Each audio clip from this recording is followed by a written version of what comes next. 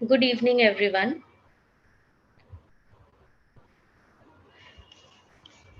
Welcome to our online masterclass on Introduction to Front-End Web Development. We are thrilled to have you all here, eager to delve into the exciting world of web development.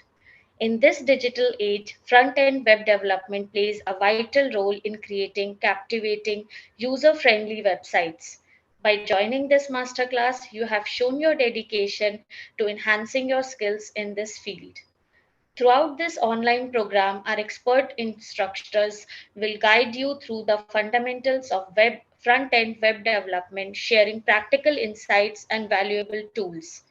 Embrace their teachings and ask questions and actively engage to make the most of this learning opportunity. While we may be physically distant, this online setting allows us to connect with like-minded individuals from around the world, collaborate, participate in group projects, and build relationships that extend beyond this virtual classroom. We express our gratitude to the organizers, instructors, and technical team for their hard work in bringing this masterclass to life. As you embark on this journey, embrace the possibilities, overcome challenges, and strive for excellence. This is an opportunity to expand your horizons and become architects of the digital world. Welcome to the online masterclass on Introduction to Front-End Web Development. Embrace this experience and may your passion for web development soar. We now welcome Anjali, Miss Anjali. She is an associate consultant at IBM SkillsBuild program. So we welcome Anjali for the question and answer session. She will be taking care of all your doubts, and you can ask questions in the chat box about web development. She will be there. Over to you, Anjali, and thank you and enjoy this enriching learning experience. Yeah, thank you so much, Zoya. Am I audible to you all?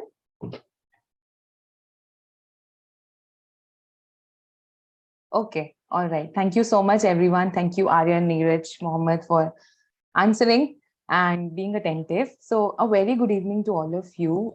In today's question answer session for front-end web development internship. Thank you so much for turning up and attending this masterclass one. So yeah, I'm sure you all will be benefited. So let us start all the queries. So I have just seen in the chat box, one of the person, Ravi Kumar, has just said that, ma'am, I have completed the learning activity of web development internship. That is really so encouraging and so good. And I just encourage all of you to please complete this, since a lot of us have put in the chat box about the doubt how to use this learning plan, and then how to do this. So yeah, so we will just start with this. So I will just share with you, I am going to share my screen and show you how to use, how to navigate, and how to use this platform and how to complete this learning activity. Why are we stressing out on completing this learning activity, everyone, all the interns? Because as we have already told, that we would be able to assign the mentors of IBM and other industrial experts only if you complete this learning plan. And I am sure all of you will be able to, attend your master classes in a much meaningful way, right? When you will go through it. And the second is, we are going to provide the placement assistance and connection if you are able to do this learning activity. And the good part is there are a lot of students who have completed this, and a big shout out to all of them.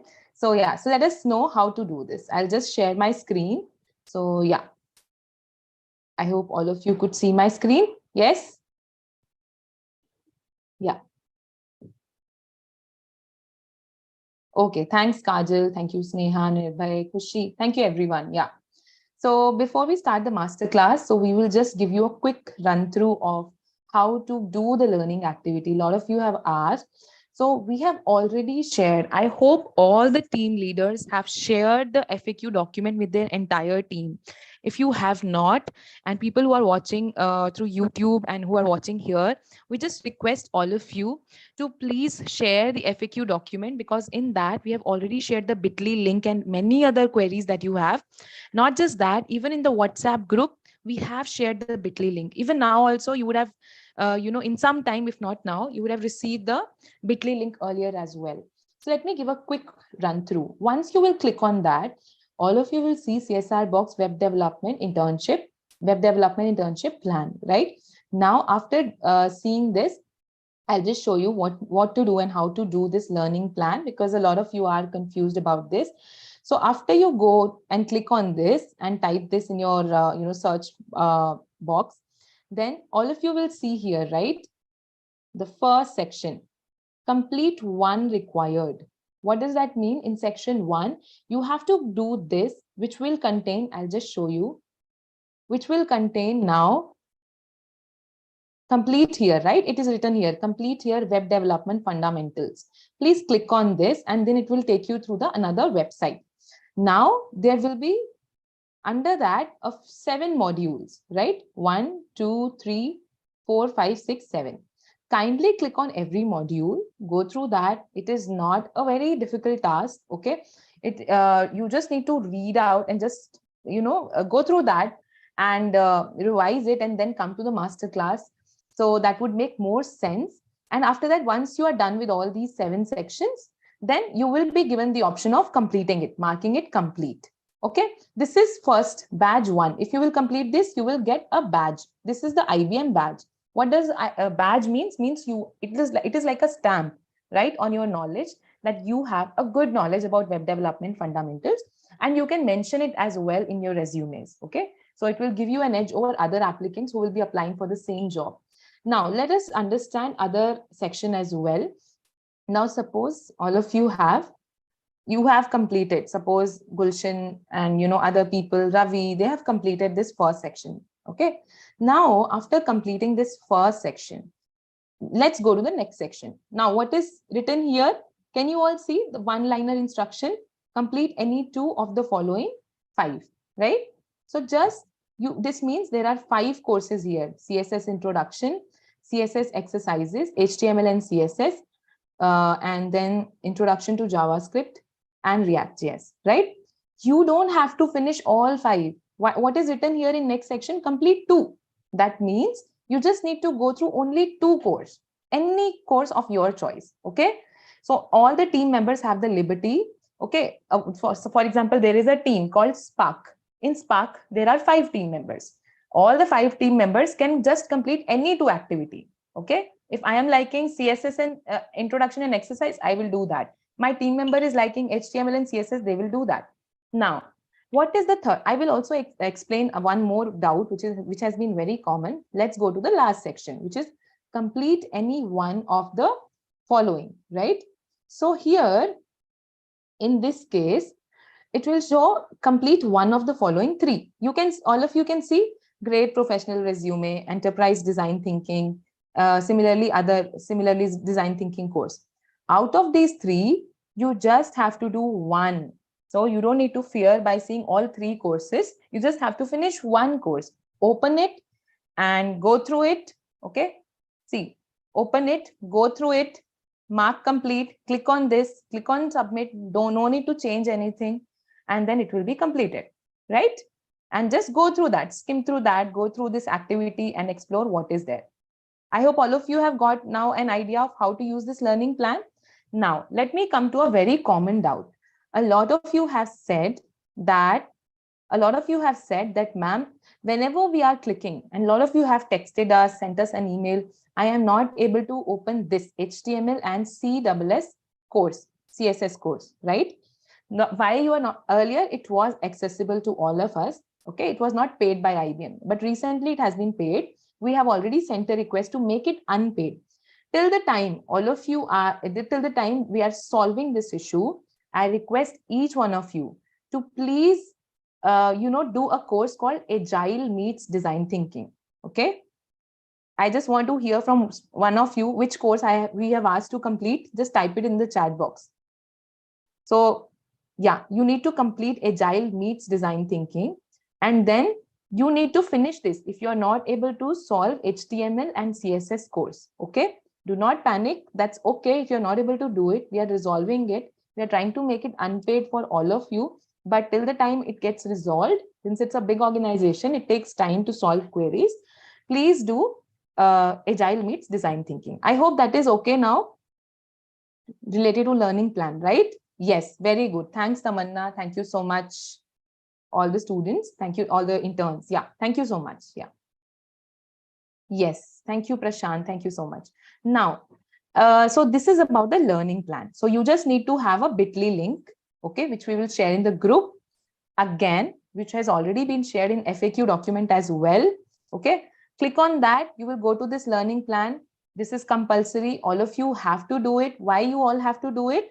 Because this will only give you an option for placement connection. Okay, we will take your resumes only of these students and placement opportunities. And other is mentoring. I am sure all of you want to get mentored by an IBM employee or industrial expert, right? If you want to take their suggestion, learn from their experience. If you want that, then in that case, you have to take care of, you have to take care of this. Okay. So yeah, you have to ensure that you are doing this learning plan. So please do this learning plan. Those of you who have finished this learning plan, can you type in the chat box that you have finished it? All of you who have finished this learning plan. Okay, Mangesh is saying finished. Great. Some action left, Prashant is saying. Jignesh is saying finished. Very good. Okay. Ongoing. Okay. Please encourage all the team leaders. Please encourage your team members to finish it. Okay. Yeah. Thank you so much. Now, let me just explain. So, this is the stage one. What is stage one? All of you have to submit your concept note. Okay. Project note, which is nothing but just like an abstract of your project. And then other is which will be 1 or 2 pager. It's not a big thing. Okay, you just need to explain about what are you going to do in your project, what will be the outcome, what will be the objective. We can share a sample as well. Okay, and then other is you have to submit the concept note. Now, where you have to submit? In the second week, we will give you a link. All of you have to upload after finishing this learning plan. Please ensure here you will get those who have finished, like Jignesh and all these people. Here you will get an option of view completion certificate after finishing all these 3 stages, 1, 2, 3. Okay, you will get here view completion certificate. Please take that certificate and send it to us on behalf of your team. Send all your team members certificate and the deliverable, which is concept note. We will give you a link. Okay, all of you have to submit that. Yeah, so that is one thing. This is stage one. If you want to get mentored and get employment opportunities, I'm stressing once again, please complete this. Now let us go to the next section. I'll just take 5 minutes and finish this off. Yes, so we will also share the learning plan as well once again in the groups, okay, and in the chat box here as well. And yes, definitely we will also give you the placement connect under Jeevitam, which will also offer you jobs in other internship opportunities. Apart from that, please get the certificate completion as well. Okay, and we will submit a Google form next week. You have to submit your concept note on behalf of your team. One team, one concept note. Okay, but every team member has to finish this learning plan. This is compulsory for all members, so please do it. Then we come to yeah, so total 1200 students have already started this self-paced learning, that is this learning plan. And out of this, so many students have finished this. We have seen here as well. For example, Jayesh, Yash, and Varsha Kumari have already finished. I am just taking a few names because it is not possible for us to take all the names. So these students are the ones who have finished this. Now, any doubt from all of you? We would like to address your doubts. So yes, please share it with us if you have any queries, any doubts.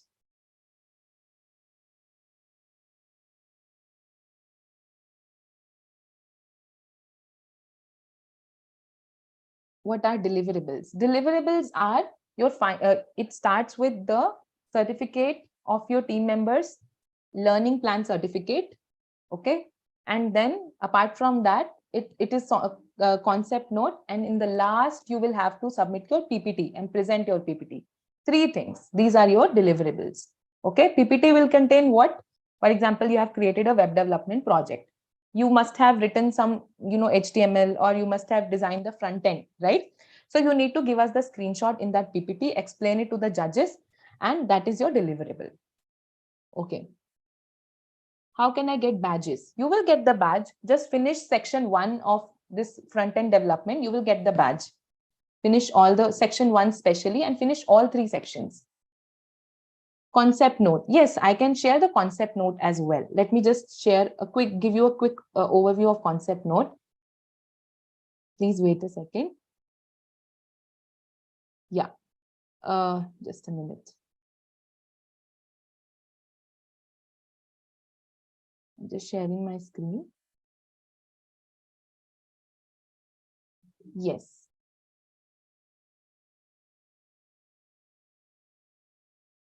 Can you all see my screen?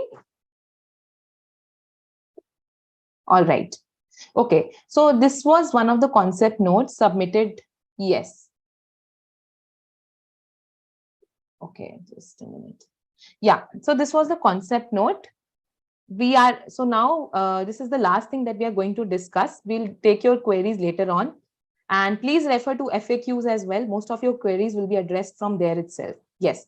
So this was one of the concept notes shared during the innovation camp last time by one of the students. So he shared. I will just show you what to do. Basically, you have to write an introduction where you have to write what is the topic, problem statement, why have you selected this topic, reason, why are you for example, what is the need of this website, why are you designing it, what problem are you trying to solve, why does it matter to you, why does it matter to customers, what are the programming languages you are using, and then tentative site structures you can tell, features of the website, and work plan. Now let me give you a quick walkthrough. For example, this is the topic, crowdfunding, right? So you have given the introduction, then here it is, problem section. Okay, problem statement. Why have you selected this topic? Because you want to make it more transparent. You want to design a crowdfunding website using blockchain, React.js. Okay. Then what is the need of this website? Obviously, you want to make it more affordable. You want to make it more transparent. Okay. Then what problem are you trying to solve? Why does it matter to customers? What are the programming languages you are using? Any tools you are using? Tentative site structure, just a rough idea of how your website will work. For example, let's take Amazon website, right? You have the home page, then you have various sections, men, women, how is it flowing? Further women, traditional, Western. So that is how you are going to explain the structure. Okay. And then you have the features of the website. It is decentralized, it has user friendly. Okay. And then you have finally what is the work plan for the website. So you are trying to have a project setup and planning, blockchain integration. So this is a rough idea how your website will be. Okay. We are going to share this concept note as well in the group as well as on your email. So please keep a check on that. That's it from my end. We will address more of your queries in some time or through WhatsApp group. So yeah, thank you so much everyone for patiently listening to us. Hope we have addressed some of your queries. You have to submit the concept note as a team. Okay, if you are not part of any team, please join one team. Yeah, that's it from my side. I will just ask my team if I could give over to Uzma.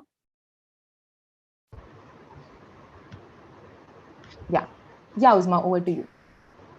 Thank you, Anjali, for your dedication in clearing the doubts, igniting passion, and guiding all the students through this transformative journey. We now welcome Mrs. Mrunalini Prasad as our speaker of today's masterclass.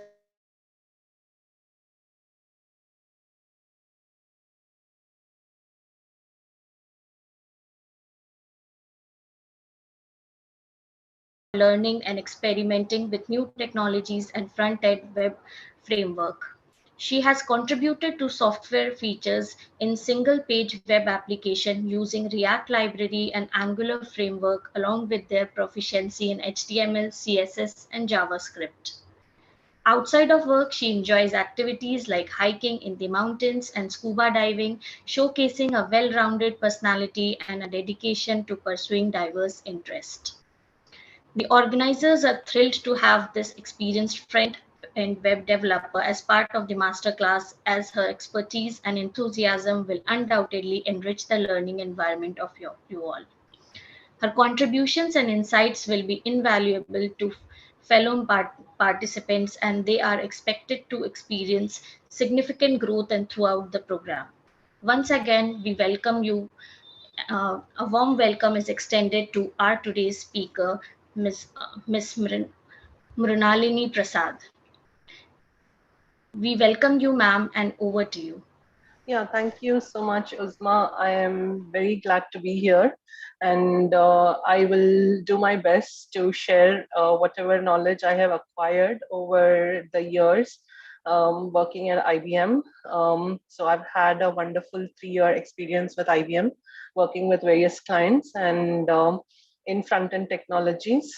So I'm thrilled to be here, and hopefully the students will benefit, and I will be able to spark an interest in them to learn more, to develop careers in web development, to pursue their careers in web development. So let me share my screen. I have made a PPT of some basic concepts of web development. So let me share my screen. Please let me know if you can see my screen.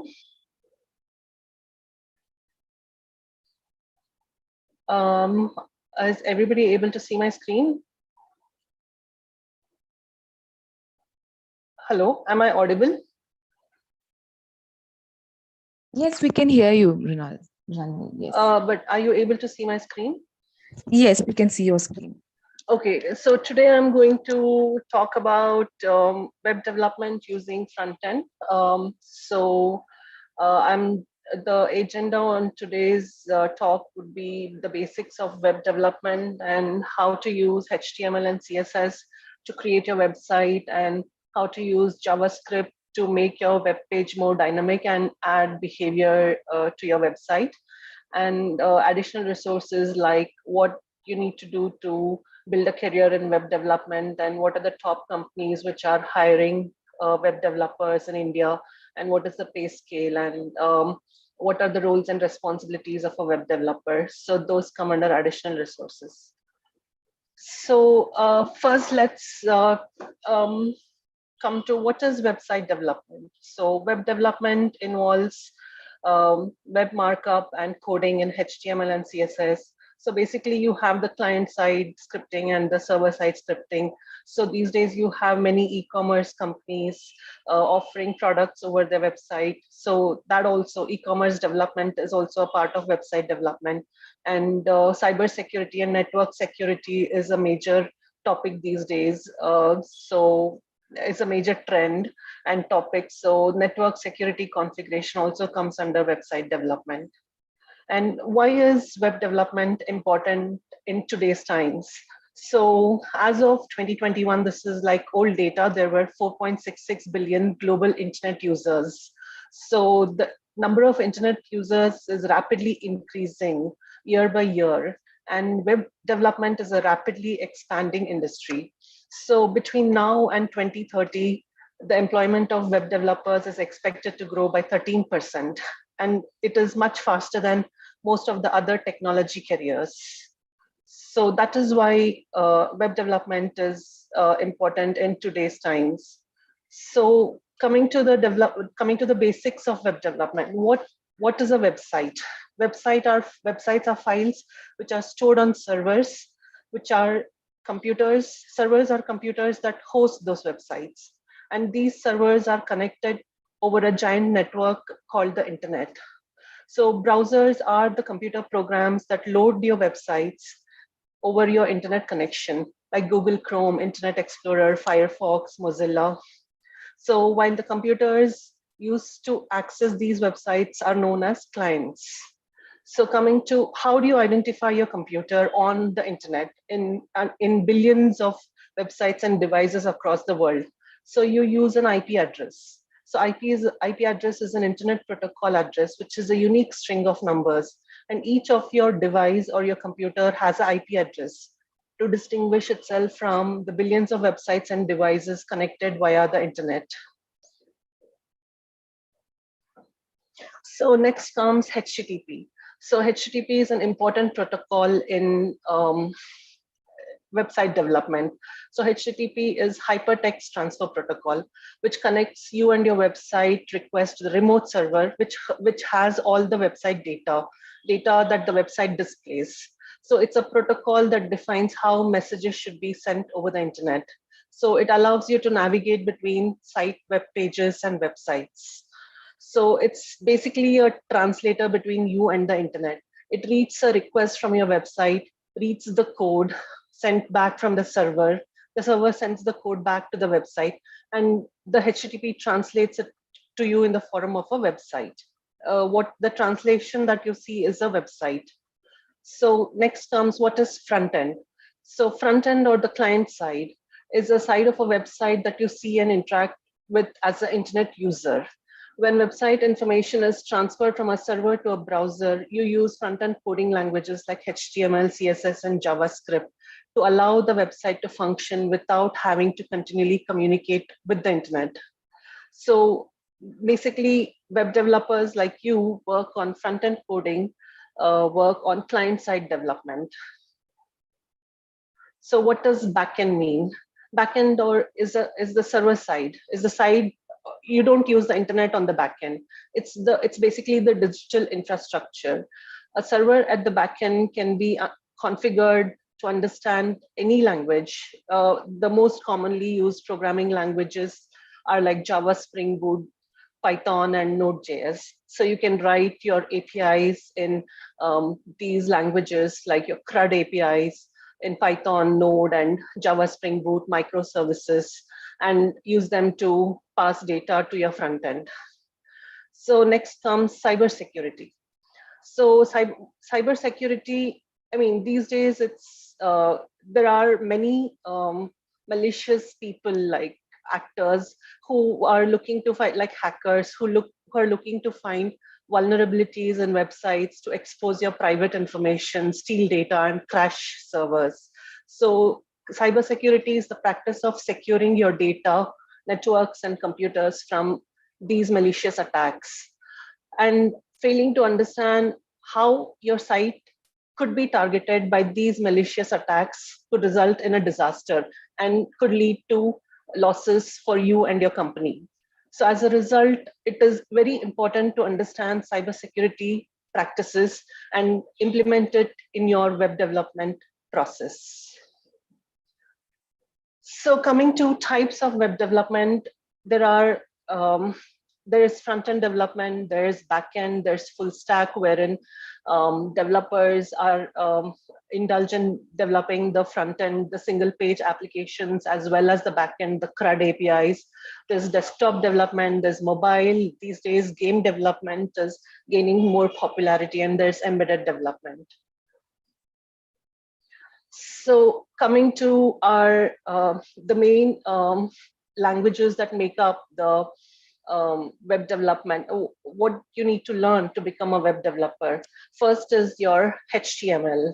You need to be aware of the basics of HTML, which is the hypertext markup language. It is the basic foundation for all your websites and represents a minimum of what's needed to create a website. So it's a standard markup language for creating web pages. So you use tags to structure and format the content of your website. HTML tags, you use HTML tags. So these are some of the common HTML tags which you can use to format the content of your website. Format and structure, like this is how you write your HTML tags, like HTML head, title, body, div.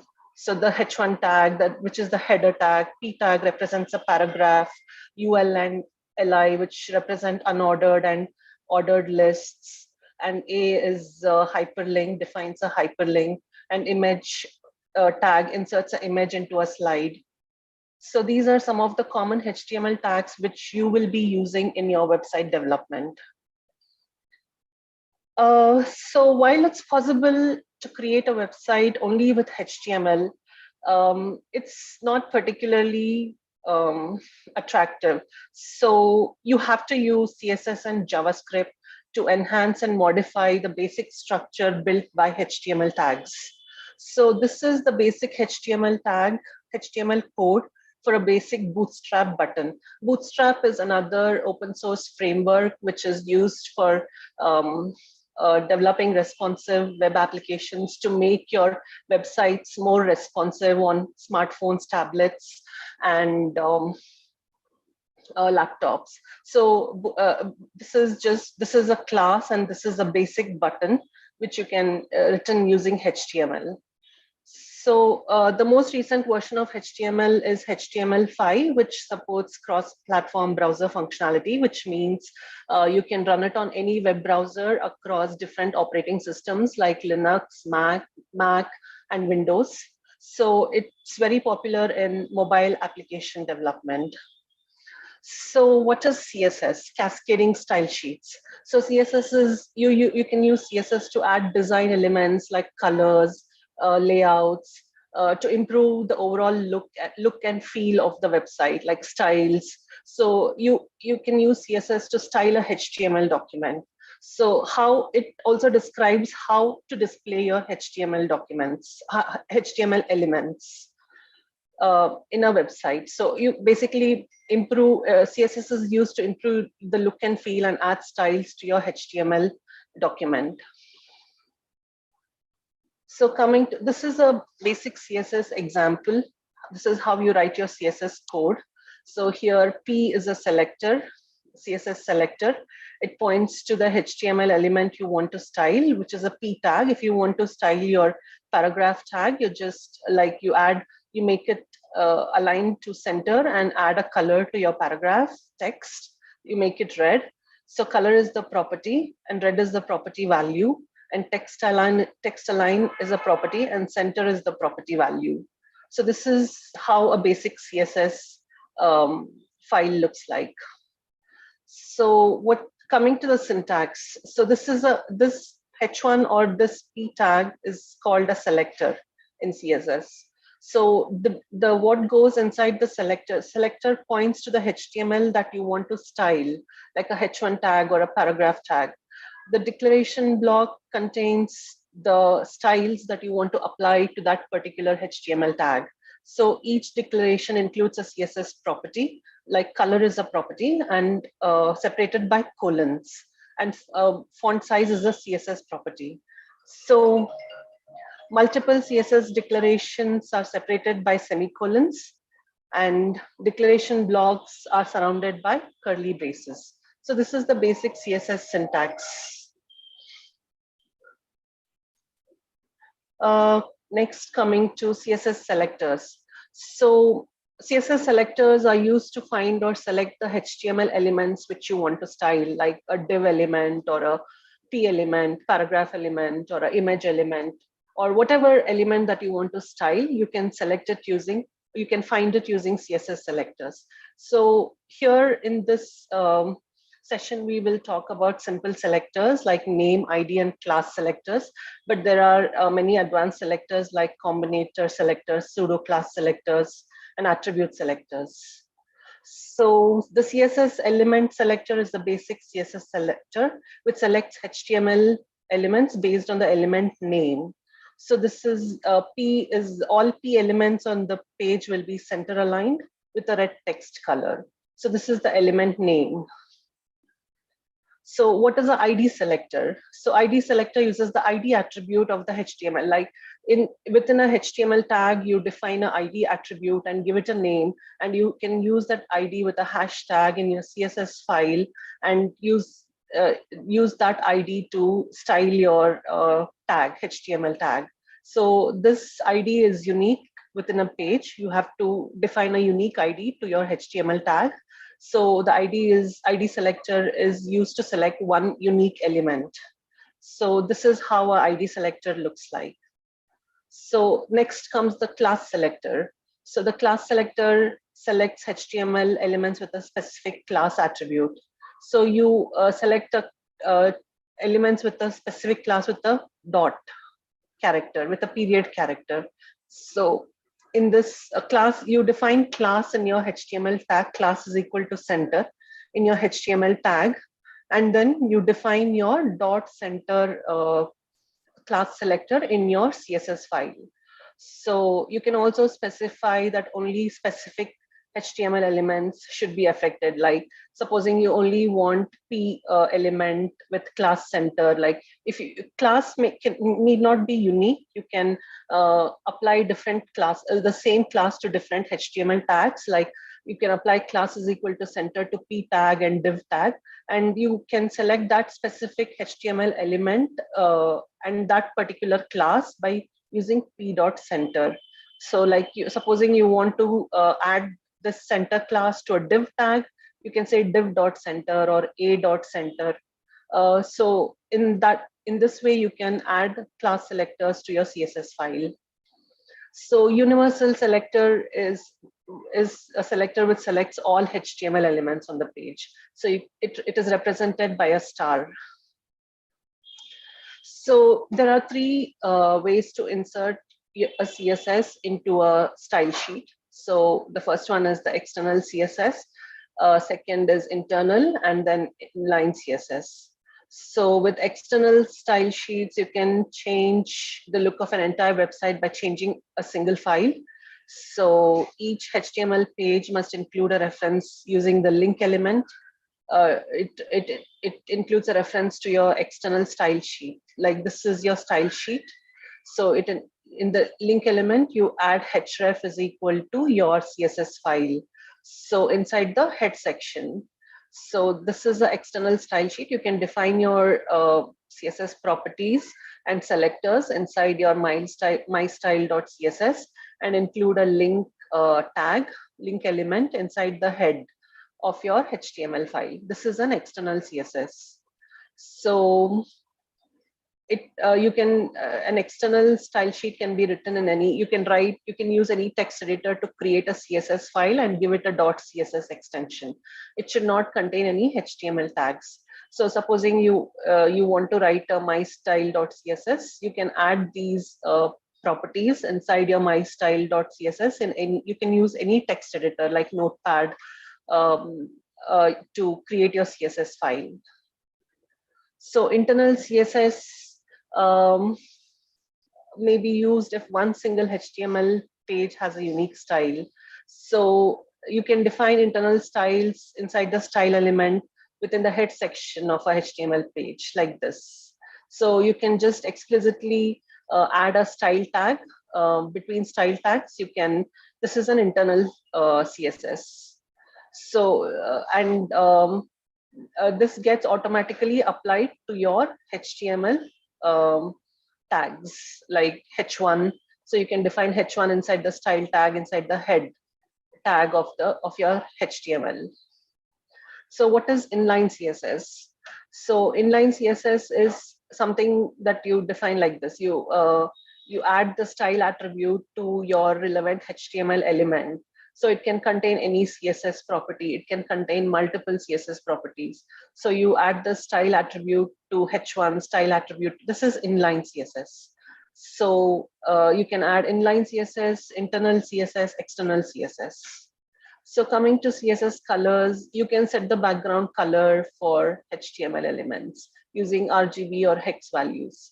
So like in this fashion, like you can set the color of the hello world text using background color is equal to blue using the inline CSS. So, and you can set the color of the text something like this, hello world, lorem ipsum. So this is the background color of your div tag, of the header tag. This will be the color of your text. You use the color property. So border to set the border color, set the color of the borders, you can use border 2px solid tomato, something like this. So this is like inline CSS. So again, background color, if you want to add background effects for elements. So if you want to set the background color of a page, you can select the body. You can use the body selector and set the background color of the entire body to light blue. So next, CSS has borders, something called as a box model, which has borders, margin, padding, and content. So we will talk about borders first. So CSS borders property allow you to specify the style, width, and color of an element's border. So the border style property specifies what kind of border to display. Border width property specified the width of the 4 borders. and the border color property is used to set the color of the 4 borders. So coming to margins. So margins are used to create space around your HTML elements outside of any defined borders. So you have full control over margins while writing your CSS. There are properties for setting the margin for each side of an element. Like you can set the margin on the top, on the right, on the bottom, on the left. So CSS properties are to set for specifying the margin or margin top. This is how you write the CSS properties. So all the margin properties can have these values like auto, length, percentage. So like specifying a margin in percentage of the width of the containing element. Inherit. Auto means the browser calculates the margin automatically. Length like specifies a margin like in pixels or PT or EM. So this is how you set different margins for all 4 sides of your P element. And you can also add margin properties in one line, similarly like this. So which means this is margin top, this is margin bottom, margin right, margin left. So you can shorten the code. This is the shorthand version of your margins. And there is something called the auto value for margin. So which is used to horizontally center the element within a container.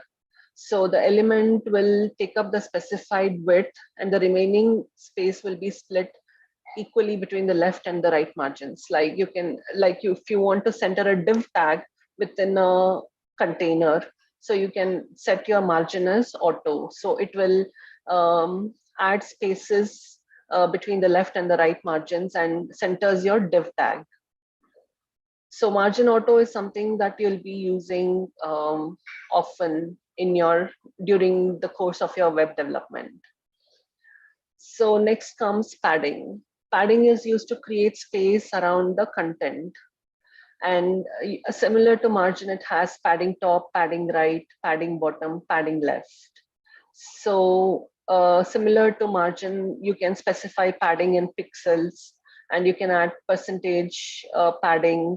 You can specify percentage of the width of the containing element, and you can inherit padding from your parent element. So padding and element width. So this is something you can add padding and width. So width specifies the CSS width property specifies the width of the element's content area.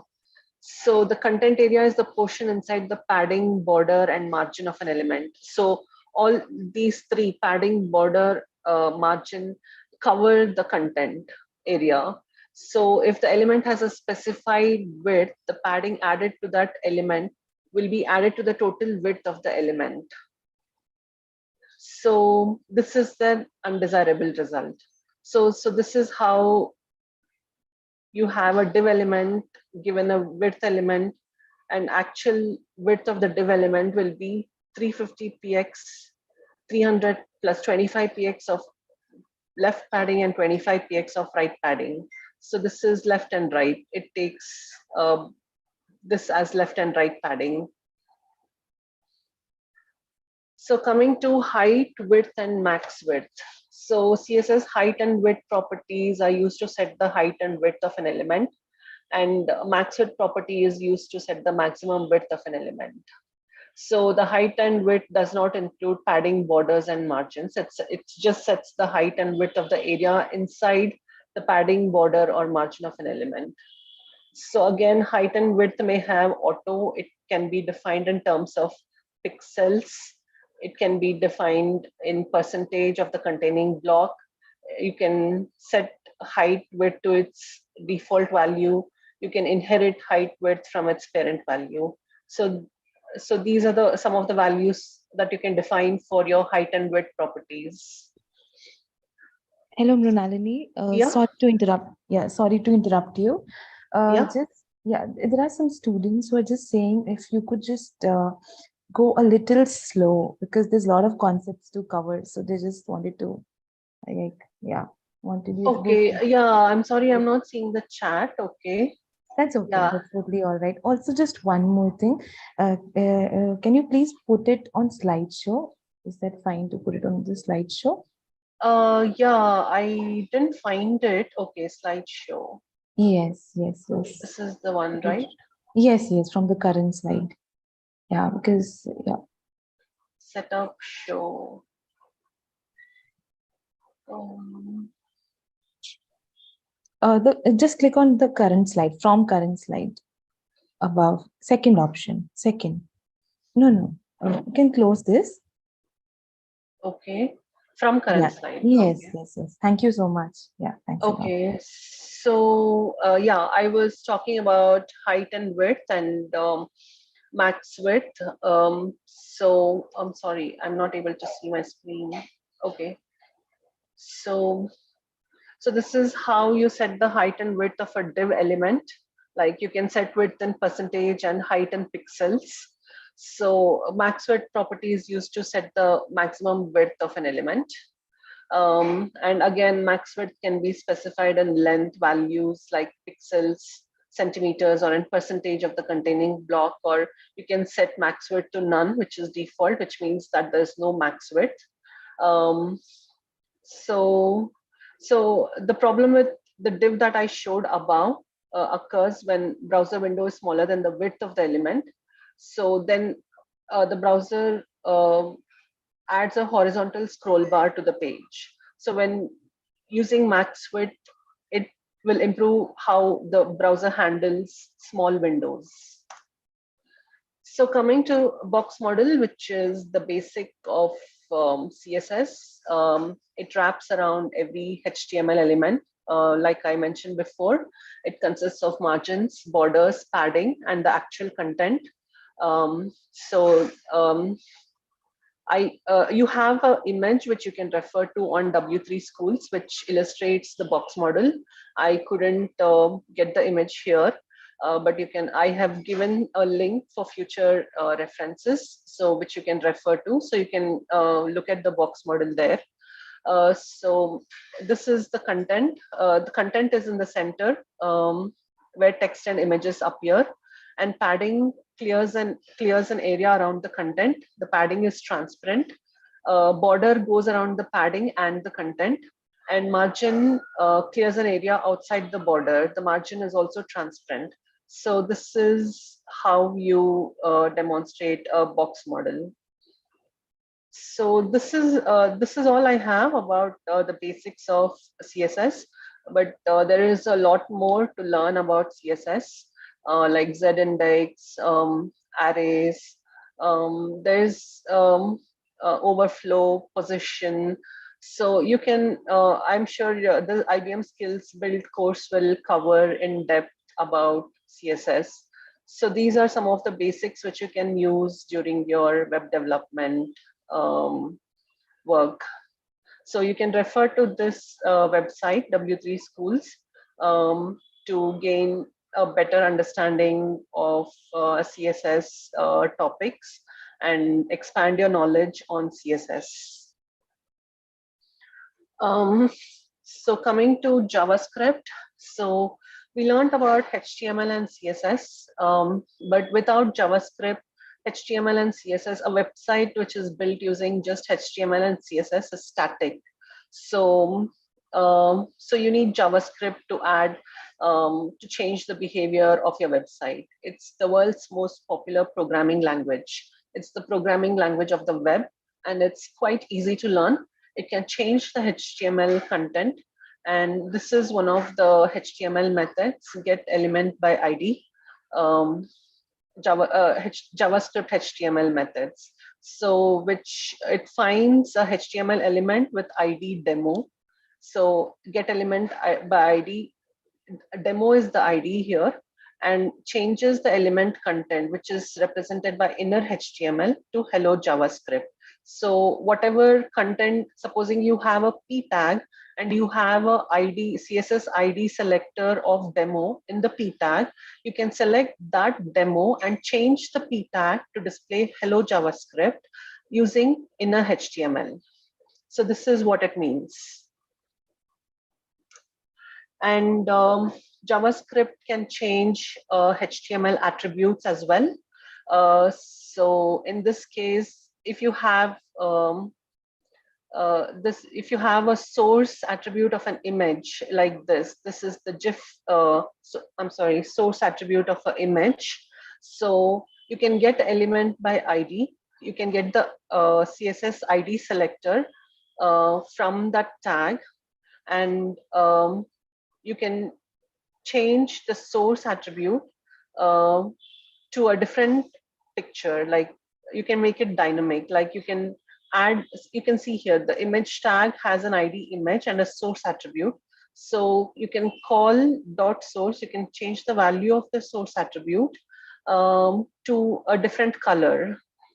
So to, whether you want to turn on the light or turn off the light. So this is how you add dynamic behavior to your HTML tags using JavaScript.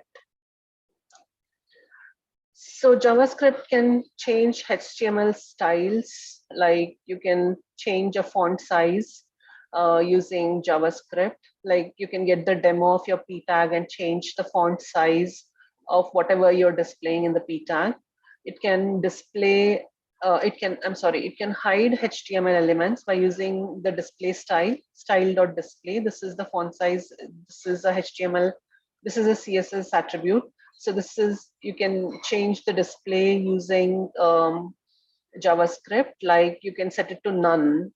So you can hide HTML elements, like if display is equal to none means you hide the element from your website. So where do you add JavaScript? So in HTML. So where do you add your JavaScript code?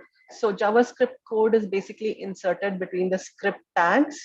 So you can place any number of script tags in a HTML document, and it can be placed in the body or head section of the HTML or both.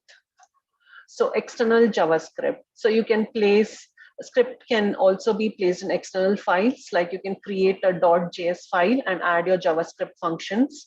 So these are more external JavaScript files are more practical when you want to reuse your code across different web pages. So, and you can, to use your external script, just put the name of the script file in the source attribute of a script tag and include the script tag similarly in your you can include the script tag in your head tag. So external JavaScript has many advantages. You can separate your HTML and your code, JavaScript code. So it is easier to read and maintain. And you can also increase the speed of your page loads because you can cache those JavaScript files. You can save them. You can cache those JavaScript files. So to add several scripts to one page, you can use script tags like this. JavaScript output. So how do you display the value on your console from a JavaScript program? So you can use inner HTML, writing into an inner HTML. You can use document dot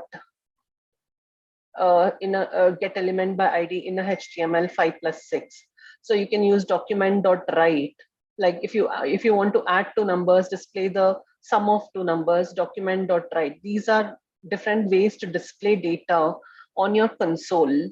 So window dot alert, console dot log is the most commonly used statement in your JavaScript programming, and you'll be using it a lot during your web programming.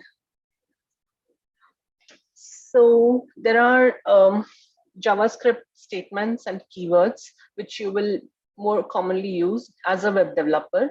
So they are composed of values, operators, expressions, keywords, and comments. So these are some of the keywords which is used in JavaScript, like var, let, const. If is a conditional, it's a conditional statement. Switch and for loop. It is used to loop over an array or object. You use functions a lot, and you use a return statement to return values from a function or exit from a function. And you can use try keyword, try catch, to do error handling in a block of in your program. So this is how a JavaScript syntax looks like. So you can create variables in this way, like var is equal to x. Sorry, let y x, and you can use those variables throughout your program. And variables are used to store data values, and JavaScript uses var, let, and const to declare those variables, and equal to sign is used to assign values to variables. So let x declares a variable, and x is equal to 6 means you're assigning the value 6 to your variable. So data types, coming to data types, JavaScript has string, number, boolean, undefined, null, symbol, object, and big end. These are some of the common, but most commonly you will be using string, number, undefined, boolean, null, and object. So object data type can contain an object, an array, and a date. So these are some of the examples of how of JavaScript data types.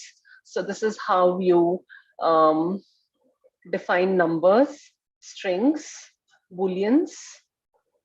This is how you define a JavaScript object, and this is an array, and the last one is a date. So this is how these are different data types which are used in JavaScript. So coming to functions, so JavaScript function, it's a block of code which is used to perform a specific task. So a function is executed only when you invoke it. So this is how you define a function, and you have to invoke the function by using my function in your code. So it is defined with the function keyword followed by the name of the function followed by parenthesis, and these are the function p1 and p2 are the function parameters. And yeah, this is how and the code executed is placed inside the curly braces. So function names can contain letters, digits, underscores, and dollar signs. So same rules as variables. So you can call the function by passing the arguments. You define a function with parameters, and you can call the function by arguments. Okay, just 1 minute. I'm not able to see this. So I'm not able to see the top of the screen. Is everybody able to see the top of the screen? Hello?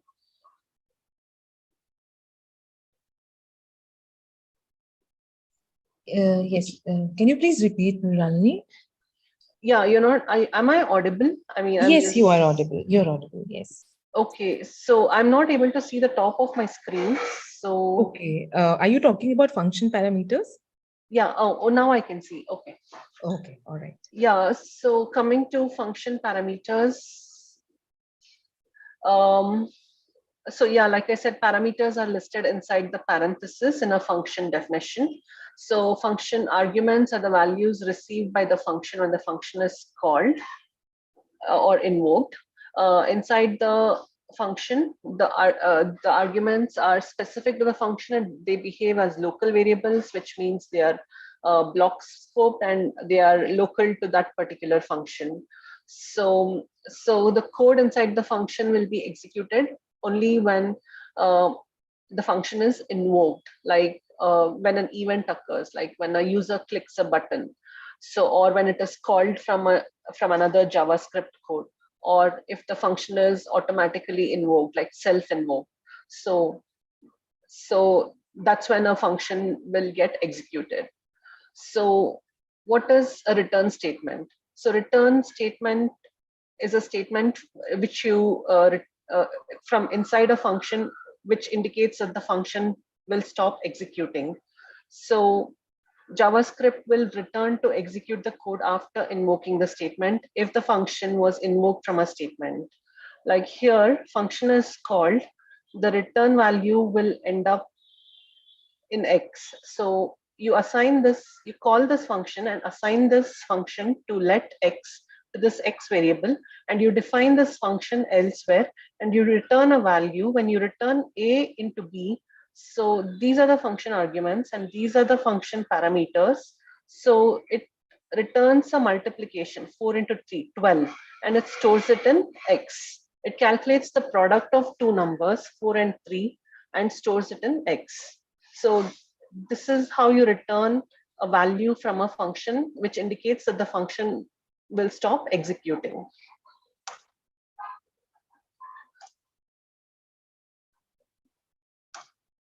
Okay, so am I okay? Is everybody able to understand whatever I am speaking until now, or am I too fast? Hello?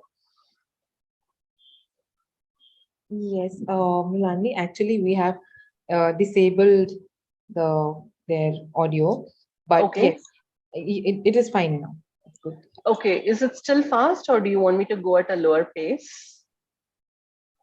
I think it is good now. Yeah, Okay. they all have Okay. said for some it is little fast. Otherwise, yeah, most of the students have said it's fine now. Okay. Okay, Yeah. let me continue. So coming to JavaScript objects. So objects are in real life, you have a car as an object, a window as an object. So there are many objects, properties, and methods in real life. A car has properties like weight and color, and methods will start and stop.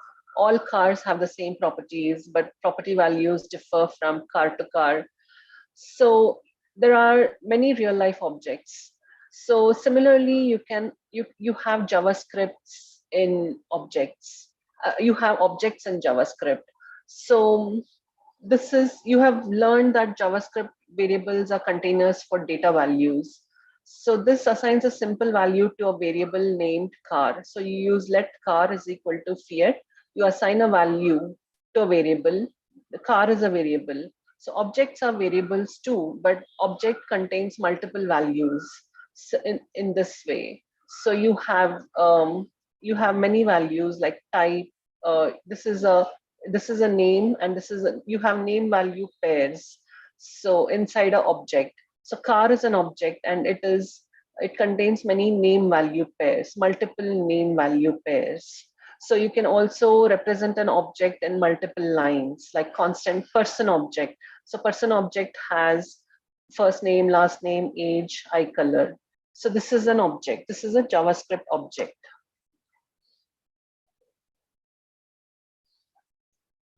So how do you access an object property? Like if you want to access a first name in a person object, you use a dot operator like person dot last name, or you can use this syntax to access a object property, person dot last name, and this syntax.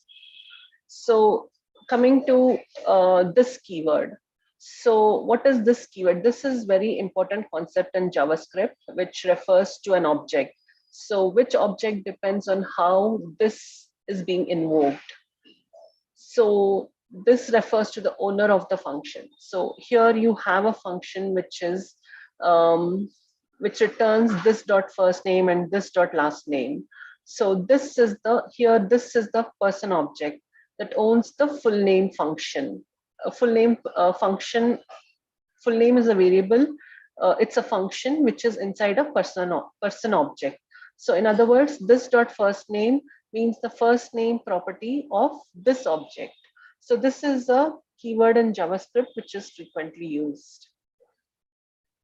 So what are events in JavaScript? So events are things that happen to HTML elements. Like you can have a on-click event to click a button, or change the input field in a HTML element, or a web page has completed loading. So these are all events. So in JavaScript can react on these events. So this is something, a HTML event can be something that the browser does or a user does. So JavaScript lets you execute code when events are detected. So HTML allows event handler attributes to be added to HTML elements. Like you can add an on-click attribute with JavaScript code to a HTML element. So this is how you add a on-click event to a button element. This is a JavaScript code which is added to the on-click event. So in this code, JavaScript code changes the content of the element with the ID demo. So it displays date. In this, the time is this is on click. It changes the content of the element with this ID. So in the next example, in these examples, the code changes the content of its own element.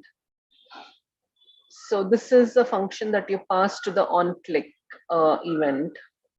So here are some of the common HTML events like on change, on click, on mouse over, on mouse out, on key down, on load. So these are some of the common HTML events which you will be using in your web programming. So coming to arrays. So array literal, this is how you create an array. I'm sure that you're all familiar with arrays. Array literal is the easiest way to create a JavaScript array. So you give the array a name and define it as constant and use this syntax to define an array. And this is an example of an array. You can also create an array and provide the elements by referring to each element in the array with its index. Like 0 is the index. Cars of 0 is equal to SARB. It will assign SARB to the 0th index, Volvo to the first index, BMW to the second index. So you can create an array explicitly.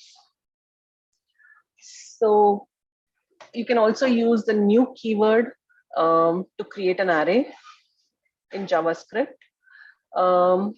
And you can also access array elements by referring to the index number like this, cars of 0, which returns SARB and assigns it to the car variable.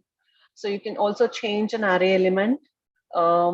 It changes the first value in this statement. It changes cars of 0, that is the first value in cars, to a different value. So what is the difference between arrays and objects? So arrays basically use numbered indexes, whereas objects use named indexes. So JavaScript does not support associative arrays like named indexes, or hashes. So you use objects when you want the element names to be strings or text.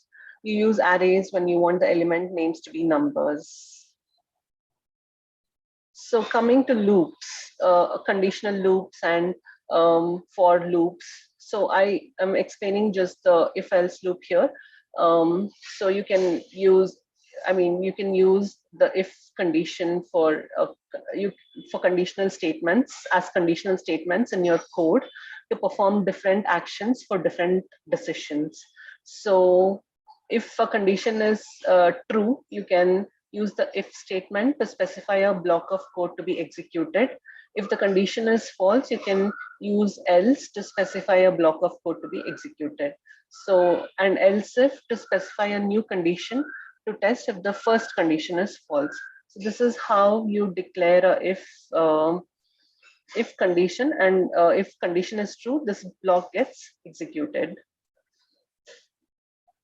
So this is how you declare an else condition. So if this condition is true, this block of code is executed. If it is false, then the block of code under the else statement will be executed.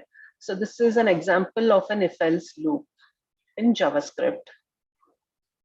So you can also use for loops like for of loops.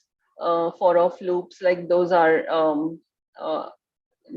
for array manipulation. So there are for further reference, you can refer to this link. You can use this as your cheat sheet and refer to it whenever you're working or coding your website. So coming to how do you become a web developer? You can consider earning a degree in computer science or web design. You can also take an online course in web development on Coursera or Udemy or IBM SkillsBuild. I'm sure they have shared you the online course links. So you can get certified. There are a lot of companies which offer certification courses, and build a portfolio of your web development work. Like you can build basic websites using HTML, CSS, and JavaScript and upload them onto GitHub, and demonstrate your skills to your employer after and display and share the code base with your employer, share the GitHub link with your employer. So that's a good way to build a portfolio. So if you're familiar with version control and Git, so that's the best way to, you can upload it on IBM GitHub. You can upload your HTML, CSS, and JavaScript code. So coming to HTML, CSS, JavaScript is the foundation of web development. So there are front-end frameworks and libraries which are used for for developing advanced web pages like single-page client applications. So these are some of the front-end frameworks which are popular in today's times, like Angular, React, Vue, Next, and React Native. So Angular is a popular framework which is developed by Google to create HTML, to create single page applications using HTML and TypeScript. React is an open source front-end library used to build user interfaces. It is based on components, and it is built both using JavaScript and TypeScript, and it is maintained by Meta, and it can be used to develop single page mobile or server rendered applications. So Vue is a popular framework used for building user interfaces, and it builds on top of HTML, CSS, and JavaScript.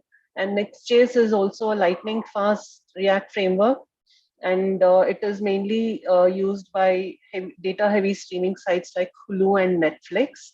And React Native is also gaining popularity these days. It's an open source UI framework created by Meta, and it is used to develop applications for Android, iOS, Mac OS. And some of the tasks, job roles and responsibilities as a web developer are, you could work for a company or an agency. You can also become a freelance web developer, taking on projects for individual clients.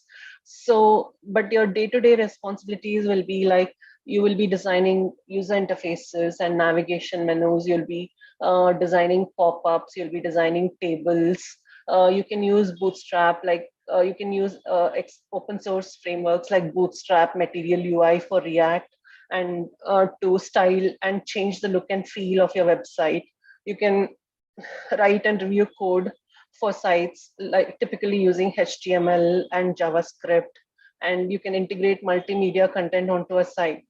You will be testing web applications. You will be troubleshooting problems with performance of your website, optimizing your web page and user experience, and creating a better user experience for your customers. And you will also be collaborating with a lot of developers, stakeholders, architects, and you will be collaborating with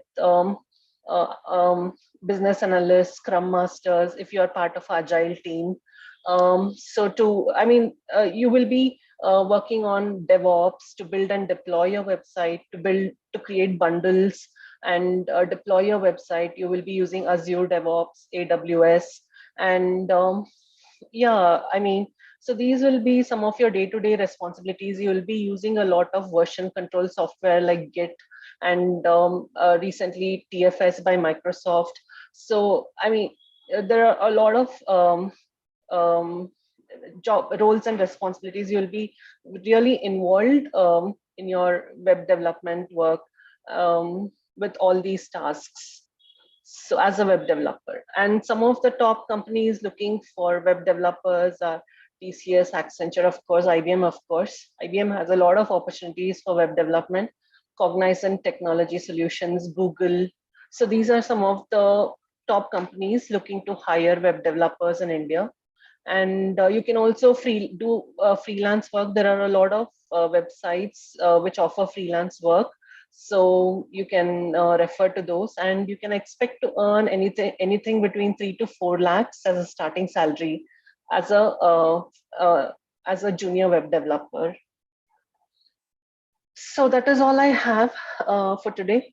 Thank you and all the best in your career. And I hope I have been um, uh, able to share some knowledge with you. And I hope you all have been, you all are not bored with my talk. So that's all I have for today. Thank you.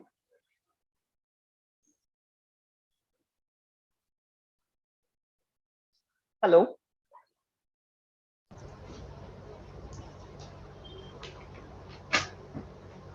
Thank you, ma'am. Can you hear me?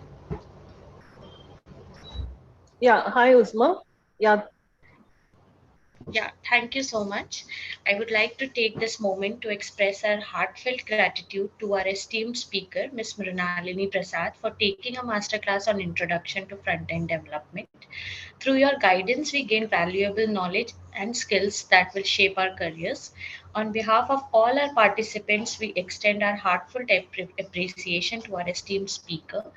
Your masterclass was transformative, equipping us with all the skills needed to succeed. Thank you, ma'am, for sharing your experience and passion. Your dedication to our growth is deeply appreciated.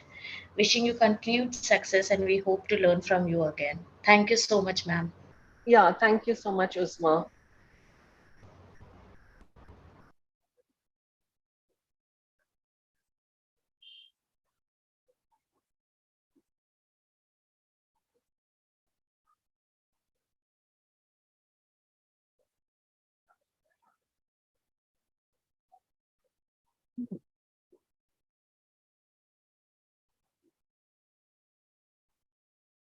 Yes, ma'am.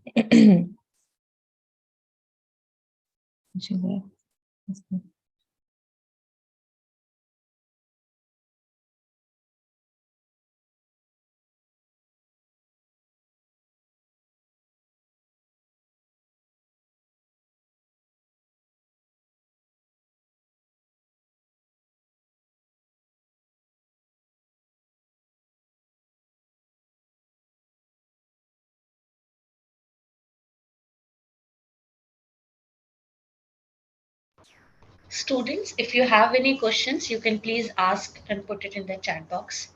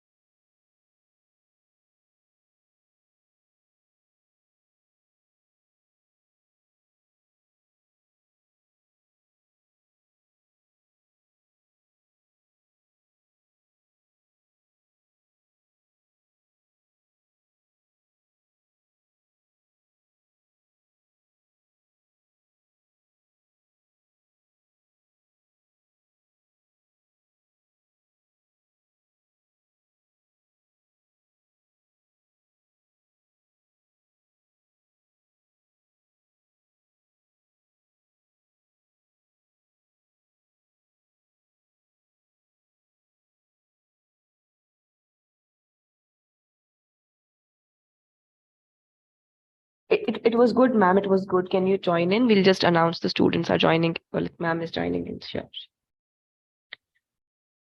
Hello, students. Ma'am is just joining in. So please note down your questions. She dropped out due to some technical error. Please jot down your questions. She is joining in to address your doubts. We will share the PPT over the mail. You will receive the PPT and you will receive the WhatsApp group links and you will receive all the information about the project as well. Can you please note down your questions? Anjali, can you please look at the questions that are being asked by students so that we can ask ma'am? I'm just going to.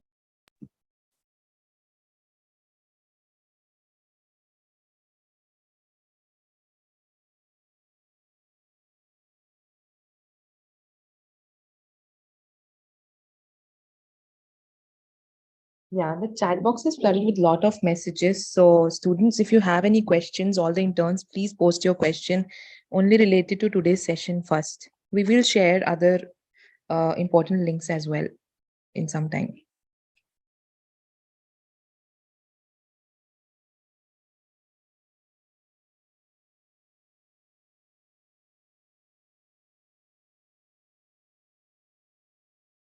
One question is how to link web pages in the websites we create. Yes. Is ma'am already here?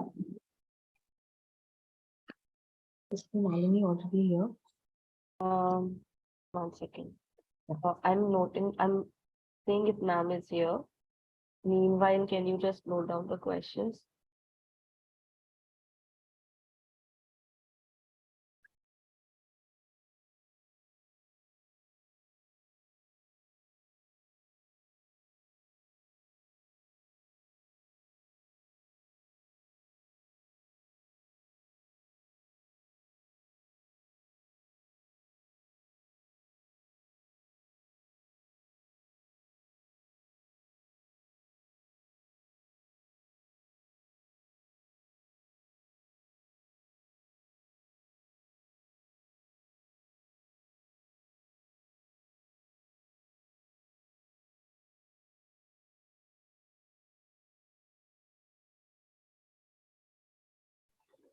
Anjali ma'am is here. Please note down the questions. She is able to unmute herself, and if you can make her the co-host again.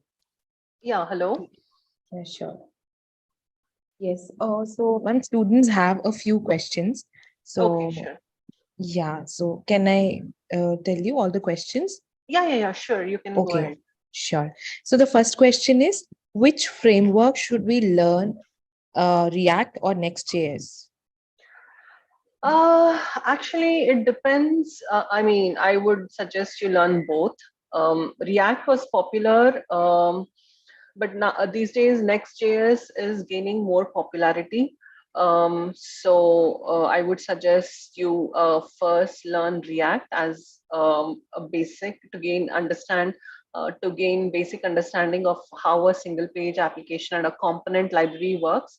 Then you upskill to Next.js.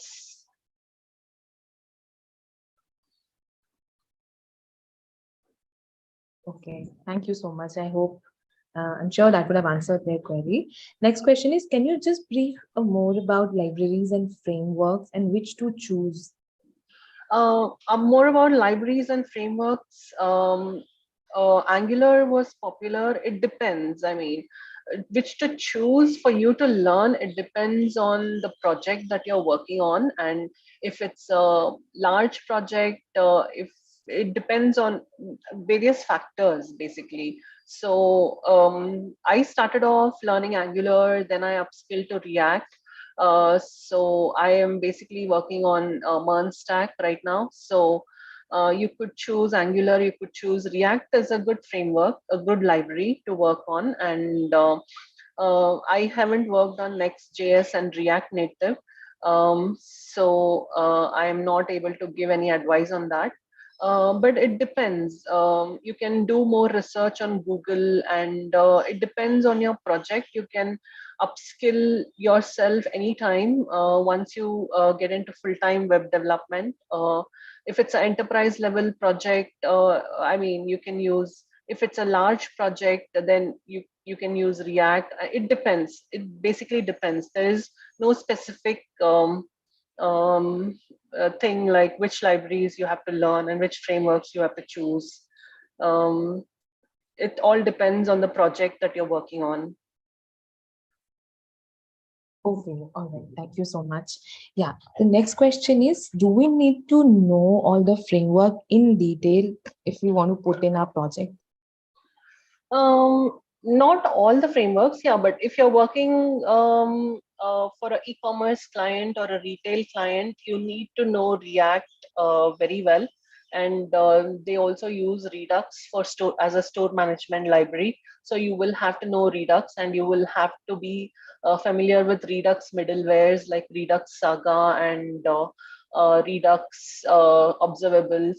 So yeah, it depends. It really depends on the client that you're working with and what their requirements are.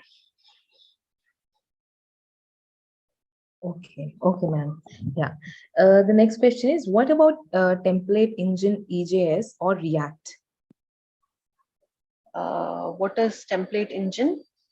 EJS, ma'am. No, I am not aware about that. And React template engine EJS, I have never heard about it. But Okay. React is, yeah, React is a library which is used to build single page client side applications. Okay. One of the students have asked, ma'am, which is the best platform to actually submit our projects according to you? Yeah, I mean, you can use, if you're doing an internship with IBM, you can also create a personal account in GitHub. GitHub is quite popular these days, and you can download GitHub, and you can upload your projects on. You can create your own repository on GitHub, and you can upload your web pages or whatever code you write in HTML, CSS. You can create a new branch in GitHub, and you can use Git Bash. You can Google up, you will have some basic Git commands. GitHub is the most popular version control library. So if IBM is providing you a GitHub account, you can upload your projects on GitHub and demonstrate your work to your during your interview or to your hiring manager. Yeah. Okay, wonderful. Yeah. Another question is, can we make the front end with React and back end with PHP and MySQL? Yes, certainly you can. Okay. All right. Okay. I think most of the questions, yeah. Which one is to choose in React.js, functional based component or class based component? Um, yeah, I mean, 16.8 is the latest version of React which I have worked on. So, which uses functional components, which uses hooks, React hooks extensively to turn stateless into stateful components. Like functional components are more uh, easy to read, and they are more neater, and they're more concise, and they can be reused. So I believe functional components are mostly recommended compared to class components. Okay, great. All right. Yeah. The next question is, which is better, MERN or mean stack? Um, MERN stack is gaining popularity these days. So Node is a very popular backend server-side scripting Node. I mean, it's language. So Node is gaining popularity, and MERN stack is more popular, and there is more demand for MERN stack developers in the market. Okay, all right. Okay. Can we use C Sharp for backend currently? Yes, definitely. You can use C#.net for backend as well. Okay, great. Okay. All right. Another question one of the students asked, I know how to code in React. What should be my next step? I would suggest you create some basic, simple React applications, like referring to Google, and upload it on GitHub. I mean, I'm saying that you can code a basic functional components like to read data from an API endpoint and display in a tabular format. And you can create a to-do application like to add, update, and delete to-dos. You can create simple applications and upload it on GitHub, so your employer can get confidence on your skills, and you will have better job prospects. Okay, all right. Another question is, okay, we'll just take two more questions. So yes, so this is second last question. Which is the most used database, MongoDB or SQL? MongoDB Atlas Cloud is gaining popularity these days, and employers expect you to be familiar with MongoDB Atlas. Okay, all right. Okay. What to learn in React? In React, you need to learn about hooks. Hooks are basics. You need to learn about functional components. You need to learn about higher order components. You need to learn about context API and props drilling, how to handle state, how to use effect hook, how to use fetch and axios, how to make API calls, how to do API integration with the backend. So these are some of the common, and you also need to learn Redux. I mean, if you're interested, you can, Redux is a store management library. You can learn about the Redux flow, how Redux works, how you create action creators, how to create reducers to change the state, and how to create a store and how to interact with the store. And you can and middleware is gaining popularity these days, like Redux Saga and Redux Observables, and REST APIs was the old way of creating APIs, but now GraphQL is gaining popularity. So you can learn about GraphQL. You can learn more about GraphQL, because GraphQL is most commonly used in many projects across IBM. Okay, all right. All right. Okay, ma'am. Just the last question. There are so many questions which are coming, and we have like, a number of questions. But one of the students asked, which I think will address most of the questions, or maybe most of them would want to know. Can you please tell us, just in brief, the roadmap to be a web developer? Also, what technologies should we learn first in this field? Yeah, the roadmap I have already mentioned to you. You have to be familiar with HTML, CSS, and JavaScript. And later on, you can learn some libraries and frameworks like Angular and React. And Vue is also gaining popularity, Vue and Next.js. So you can upskill. I mean, for us IBMers, most of these courses are available for free on Udemy. So anybody can upskill to, I don't know about interns, but yeah, you can always upskill to different frameworks and libraries. And yeah, I mean, Yeah. And also, what will you suggest, ma'am? SQL or no SQL? Which one is better for them? I believe no SQL is more popular, because I haven't worked much on databases. I have worked on MySQL. I have not worked on no SQL. So I'm sorry, I don't think I'll be able to answer that question. Okay. All right. I think you have answered most of the questions very patiently and in detail. Thank you so much, Nuralini ma'am, for taking out time and out of your schedule, and making this investment and investing in these interns. So thank you so much. And yeah, Okay, for no problem. coming It's and my taking this pleasure. session. It's my pleasure, yeah, that I'm able to share my knowledge with budding web developers. Yeah. Thank you so much, everyone, for participating in this session. And yeah, it was really a pleasure having you all. And I'm taking the session. So most of you have queries related to concept note. So we will share the sample concept note in the group as well as over your email. So please keep a check on the WhatsApp group, which is mainly for the team leaders. Thank you so much, everyone, for participating in today's session. Yes, we will share the attendance link as well for today's session. Please mark your attendance, put your team members who were there for the session. And also we will share the WhatsApp link as well. For those of you who are not part, only the team leaders are supposed, or the folks are supposed to be part of this WhatsApp group. And yes, I just request just a minute. I'm going to share this.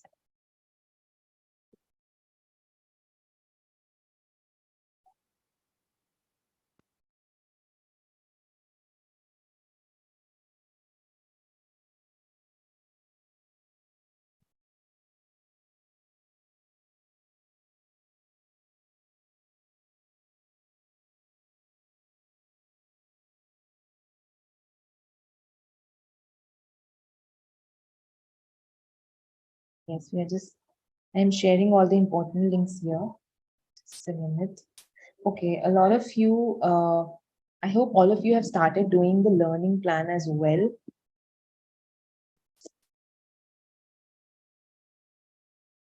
Yes, please ensure that you are using the link which has been shared only from our team. Do not use any other link. Definitely, you will not find the learning plan, and then you will not be eligible for the completion of the internship.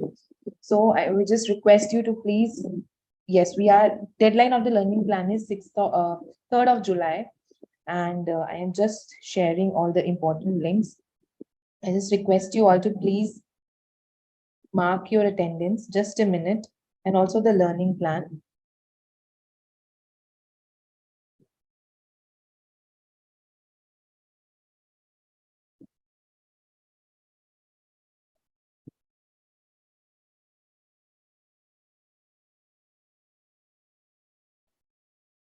Yes. I am sharing all the important links. You will also find these links sometime in the group as well. And please mark your attendance.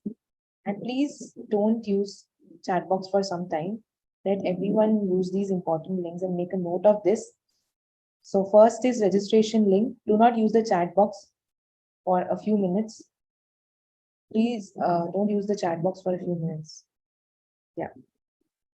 I'm sharing it once again. So the first is registration link if you don't have. Second is learning plan. Please use only this link. Do not use any other link to finish the learning plan. Then you have attendance form. Mark your attendance. Only the team leaders have to mark this attendance. And yes, we have already shared the YouTube link. So no need making a note of this link. Please make a note of first 3 important links.